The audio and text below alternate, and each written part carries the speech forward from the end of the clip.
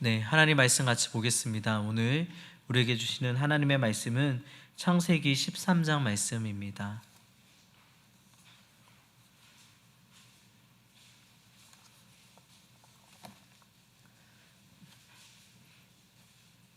네, 하나님의 말씀은 창세기 13장 6절부터 9절까지의 말씀입니다.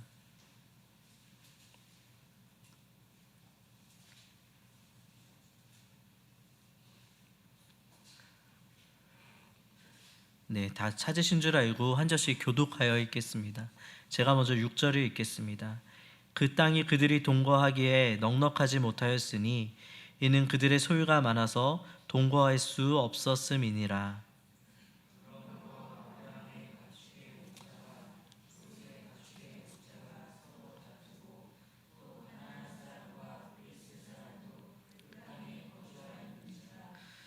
아브람이 롯에게 이르되 우리는 한 친족이라 나나 너나 내 목자나 내 목자나 서로 다투게 하지 말자.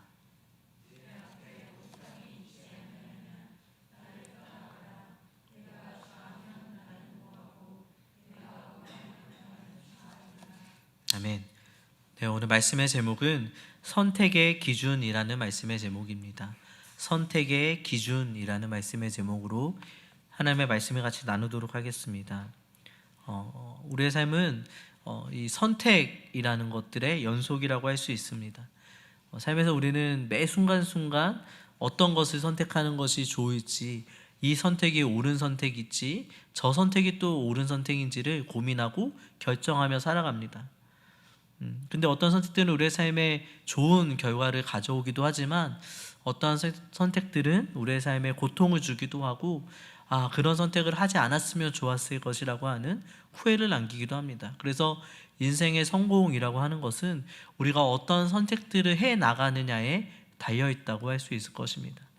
오늘 본문인 창세기 13장에는 아브람과 롯이 나옵니다. 그리고 아브람과 롯도 이 선택의 기로를 만나게 됩니다. 그래서 아브람과 롯이 선택을 했고 그 결과가 어떠했는지가 오늘 창세기 13장에 기록되어 있습니다. 오늘 말씀을 통해서 우리는 우리가 어떠한 기준으로 선택하는 것이 옳은 것인가에 대해서 같이 말씀을 나눠보고자 합니다. 먼저 6절부터 7절까지의 말씀 우리 같이 한번 읽어보겠습니다. 6절로 7절입니다. 6절부터 읽겠습니다. 그 땅이 그들이 동거하기에 넉넉하지 못하였으니 이는 그들의 소유가 많아서 동거할 수 없었음이니라. 그러므로 아브람의 가축의 목자와 롯의 가축의 목자가 서로 다투고 또 가나안 사람과 브리스 사람도 그 땅에 거주하였는지라. 오늘 저희가 읽은 이 창세기 13장에 그 앞장 12장에 어떤 일이 있었냐면 아브라함이 기근을 만나자 가나안 땅에 하나님의 말씀을 받고 떠났던 아브라함이 애굽으로 돌아가게 됩니다. 근데 애굽에 가면 자기의 아내 사레 때문에 자기가 죽임을 당할까 하여 이제 아내를 누이라고 속이는 일들을 경험하게 되고 그런 우여곡절 끝에 많은 고난과 하나님께 실수를 하죠. 그래서 그런 고통과 고난 속에서 죽일 당할 위험 가운데 하나님의 은혜로 겨우 건짐을 받고 이제 13장 1절에 보니까 그들이 네겝으로 다시 애굽에서 나와서 이제 다시 올라왔다는 것이 이제 시작입니다. 그러니까 지금 아브람은 애굽에서의 실패를 경험한 후에 하나님의 은혜로 다시 이제 가나안 땅에 와서 새로 이제 믿음의 여정을 시작하는 시간입니다. 그런데 하나님께서는 아브라함의 실수에도 불구하고 하나님의 약속을 신실하게 이루셔서 이 애굽을 거쳐온 아브람과 롯에게 재산이 많이 증식되는 축복을 주셨습니다. 두 사람의 재산이 모두 크게 늘어나게 되었습니다. 6절은 근데 그 결과 어떤 일이 일어났냐면 그들의 소유가 많아서 동거하기에 넉넉하지 못하게 되었다라고 말합니다. 그래서 7절 말씀에 보면 아브라함의 가축의 목자들과 롯의 가축의 목자들이 이제 서로의 가축들에게 먹일 물과 풀을 차지하기 위해서 서로 다투는 지경에 이르게 됩니다.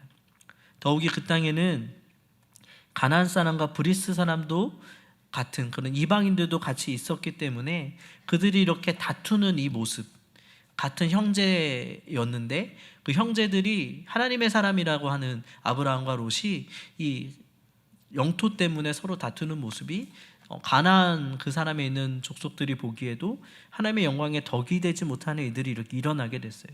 형제 간에도 덕이 되지 못하고 또 다른 사람들이 보기에도 참 눈꼴 사나운 일이 일어나게 됐다는 것입니다. 이러한 갈등을 만난 아브라함은 이제 선택을 해야 될 때가 왔습니다. 그 선택의 기로에서 아브라함은 놀라운 선택을 합니다. 8절과 9절에 아브라함의 선택이 기록되어 있습니다. 8절부터 9절까지도 같이 읽겠습니다.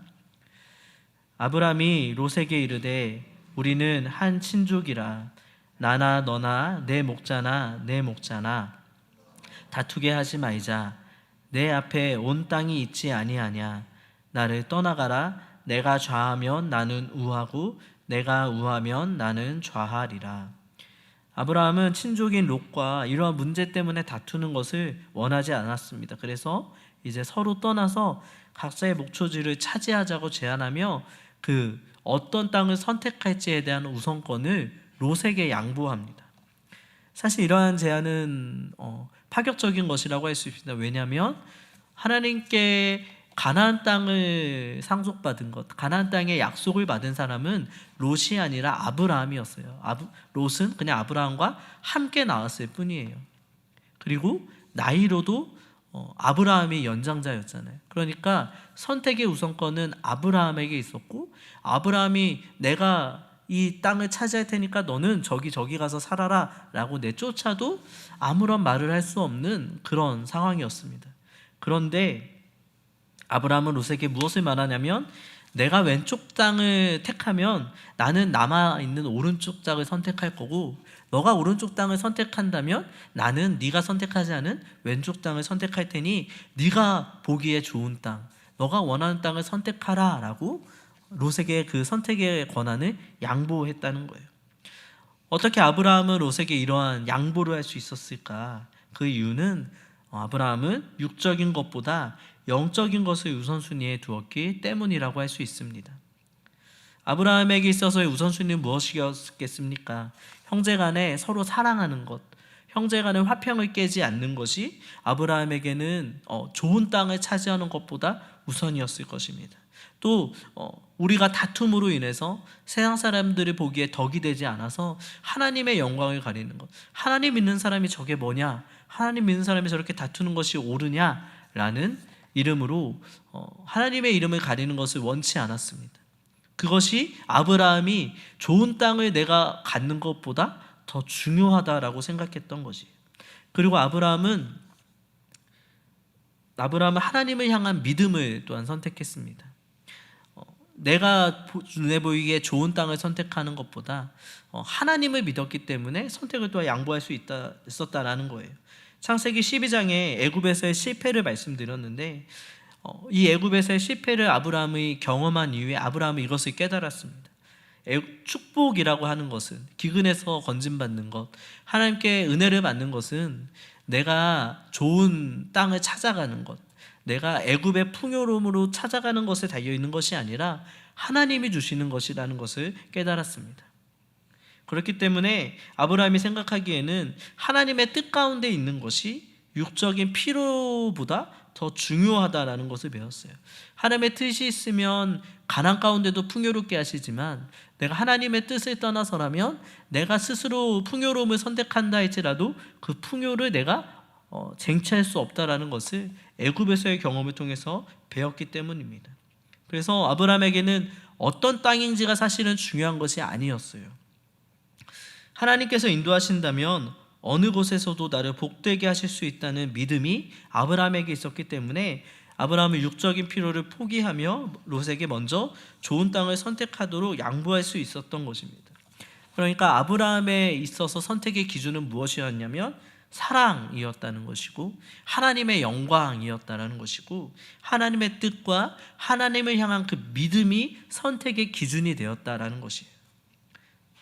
그러나 롯은 달랐습니다. 롯은 10절부터 11절에 롯의 선택이 나옵니다. 우리 같이 읽어보겠습니다. 10절부터 11절입니다. 이에 롯이 눈을 들어 요단 지역을 바라본즉 소알까지 온 땅에 물이 넉넉하니 여호와께서 소돔과 고모라를 멸하시기 전이었으므로 여호와의 동산 같고 애굽 땅과 같았더라. 그러므로 롯이 요단 온 지역을 택하고 동으로 옮기니 그들이 서로 떠난지라. 아브라함이 이제 내가 좌하면 나는 우하고 내가 우하면 내가 좌하리라. 그러니까 이제 롯은 눈을 들어서 이제 지역들을 바라보기 시작했습니다. 이렇게 둘러보다 보니 요단 지역을 바라본즉 소알까지 온 땅에 물이 넉넉하고 여호와의 동산 같고 애굽 땅과 같이 정말 비옥하고 풍요로운 땅이라고 롯이 생각했다라는 거예요.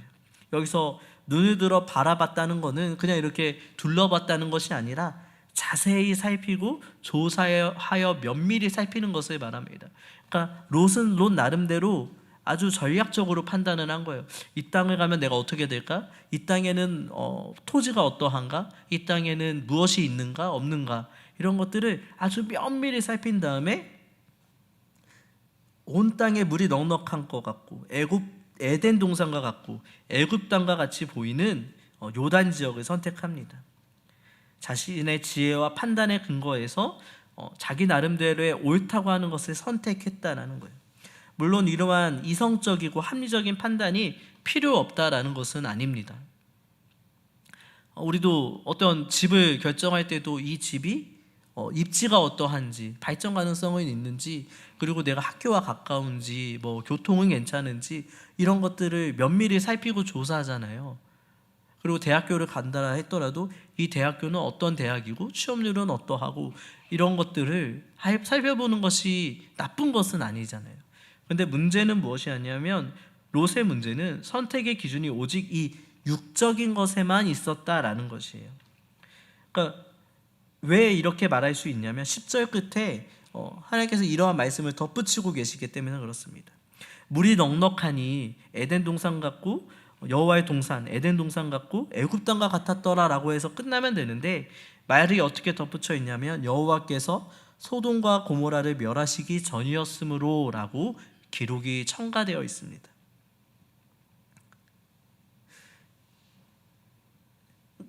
그러니까 겉으로 보기에는 풍요로운 땅, 넉넉한 땅, 정말 에덴 동산처럼 보이고 하나님의 동산처럼 보이고 애굽 땅과 같이 정말 이 땅에 가면 내가 성공할 수 있을 것 같고 내가 더 이상 목초지의 걱정은 없이 살아갈 수 있을 것처럼 생각했는데 그것만 바라봤다는 거예요. 그 땅이 지금 영적으로 어떠한지는 롯이 생각하지 않았다라는 것이에요. 영적으로는 그 땅은 어떠한 땅이었냐면 하나님의 심판을 받을 정도로 타락한 곳이었어요. 13절 말씀도 이렇게 이야기합니다. 소돔 사람은 여호와 앞에 악하며 큰 죄인이었더라 라고 기록하고 있습니다. 어쩌면 롯은 그런 풍족함을 누리기 위해서는 뭐 그 정도는 감내해야 되는 것 아닌가라고 생각했을지 모르겠습니다. 내가 잘하면 되지. 뭐 좀 악한 사람도 있어도 땅이 좋잖아, 아깝잖아 라고 생각하며 영적인 것에 눈을 감아버리고 육적인 것의 이익을 선택했을지도 모르겠습니다. 어찌됐든 롯에게 있어서의 우선순위는 영적인 것이 아니라 육적인 것이었다는 거예요. 그 땅이 얼마나 비옥한지에 있었고 그 땅이 얼마나 아름다운지에 있었지 그 땅이 영적으로 어떠한지 내가 그 땅에서 살 때의 영적인 유익이 무엇인지를 전혀 고려하지 않았다는 것을 알 수 있습니다. 이렇게 아브라함은 영적인 것을 우선순위에 두어 선택의 우선권을 롯에게 넘겼고 롯은 육적인 것을 우선순위 삼아서 자신의 길을 선택하였습니다. 아브라함과 롯은 그렇게 각자가 옳다고 생각하는 선택을 했습니다. 그런데 문제는 무엇이냐면 선택에는 책임이 따른다라는 거예요. 아브라함과 롯의 선택의 결과는 극명하게 달랐습니다. 그런 선택 후에 창세기 13장 14절로 17절까지 해서 하나님께서 아브라함에게 다시 나타나셨습니다. 그리고 하신 말씀을 우리 같이 보겠습니다. 13절로 17절입니다. 창세기 13장 13절로 17절까지 우리 읽어보겠습니다. 13절부터 제가 읽겠습니다. 소돔 사람은 여호와 앞에 악하며 큰 죄인이었더라.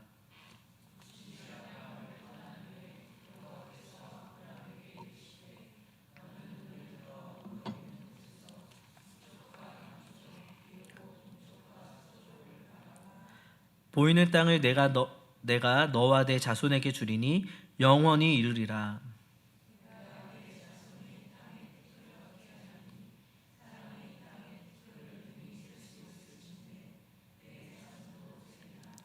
너는 일어나 그 땅을 종과 행으로 두루 다녀보라. 내가 그것을 내게 주리라. 네, 17절까지만 읽겠습니다.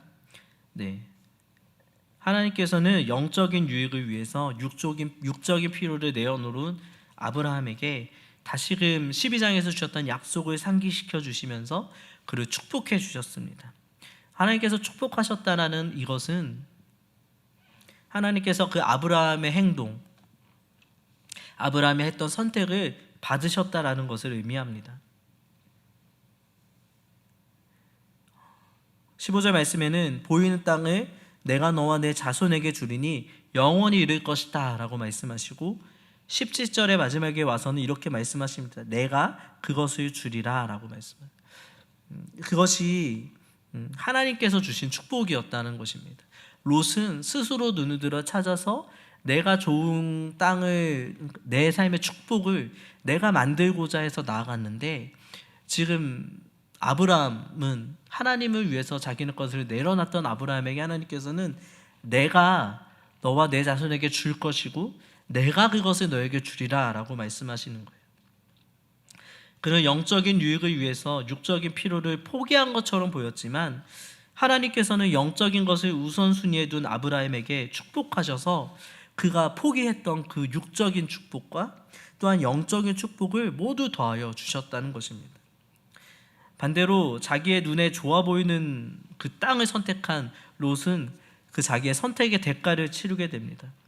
오늘 일제하는 창세기 14장에 가면 어떠한 일이 일어나냐면, 그렇게 해서 소알 땅으로 갔던 롯이 이제 점점 가나안 지경의 끝으로 향하고 소돔과 고모라 땅으로 갑니다.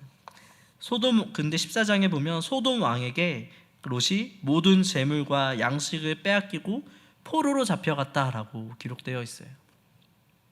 그리고 결말적으로 19장에 와서는 하나님의 심판으로 소돔과 고모라가 멸망을 하잖아요.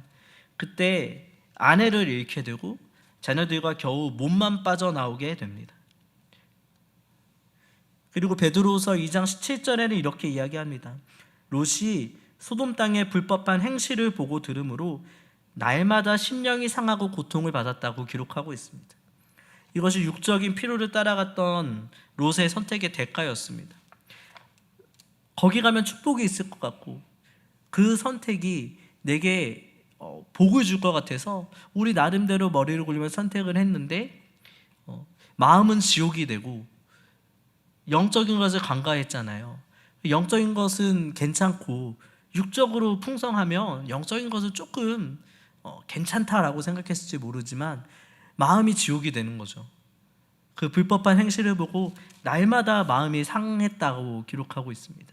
그리고 그가 그렇게 원했던 것, 풍성함은 모두 잃어버리고 몸만 겨우 빠져나가게 되는 일들이 일어나게 됐다는 것입니다. 이것이 아브라함의 선택이었고 롯의 선택이었고 아브라함의 선택의 결과였고 롯의 선택의 결과였습니다.